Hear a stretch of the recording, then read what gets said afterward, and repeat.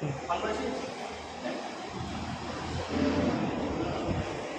ছাত্রছাত্রীরা, আজকে আমরা ক্লাস 8-এর নবম চ্যাপ্টার, এটা আমাদের অঙ্কক্ষরা গ্রন্থি আছে, সেই অঙ্কক্ষরা গ্রন্থি নিয়ে আজকে আমরা আলোচনা করব। তো সেই চ্যাপ্টারের মধ্যে যখন তোমরা প্রবেশ করবে সেখানে দেখবে অসংখ্য গল্প লেখা আছে, 8 থেকে 9টা গল্প লেখা আছে। সেই গল্পগুলো প্রত্যেকটাই কিন্তু তোমাদের এই বয়সের গল্প। কেমন গল্প স্যার? ধরো কেউ তার মায়ের সঙ্গে মেলাতে ঘুরতে গিয়েছে, সেই মেলায় ঘুরতে গিয়ে সে দেখে যে একটা শরবত বিক্রি করছে, একটা শরবত বিক্রি করছে। তো সেই মেয়েটা তার মাকে বললো শরবত খাবো, এবং শরবত খাওয়ার জন্য বায়না করে তার মা ওই দোকানদারকে বলে আমার মেয়ের জন্য শরবত করে দাও, কিন্তু শরবতে চিনি দেবে না, চিনি ছাড়া শরবত বানাতে হবে। তার মেয়ে কিন্তু কোনো রকম দ্বিধাবোধ না করে চিনি না দেওয়া শরবতটা খেয়ে নিল।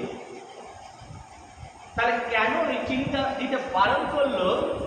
বা কেউ দেখবে তোমাদের মধ্যে অনেকে অনেক লম্বা এবং অনেকে অনেক ভেটে হয়, তোমাদের ক্লাসের মধ্যে কেউ থাকে।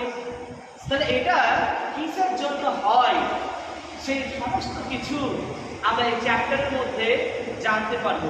তাহলে তার মধ্যে এই চ্যাপ্টার প্রবেশ করার আগে আমরা কিছু গ্রন্থি সম্পর্কে আলোচনা করব। তাহলে আজকে পড়ার বিষয় হচ্ছে কি?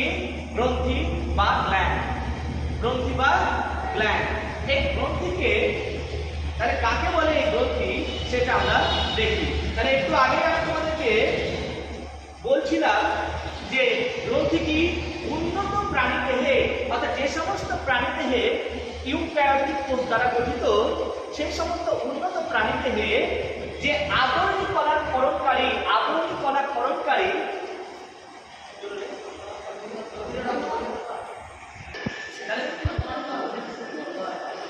অন করা হয়ে গেছে। কি বলছি? গ্রন্থি কাকে বলে? উন্নত প্রাণীদেহে আবরণী কণা ক্ষরণকারী কোষ সমষ্টিকে। তাহলে কোষ সমষ্টিকে আমরা কি বলেছি? আগে দেখবে আমরা পড়েছি আমাদের শরীরের ক্ষুদ্রতম একক হচ্ছে কোষ, এবং এই কোষগুলোর সমষ্টিকে কি বলা হয়? কলা।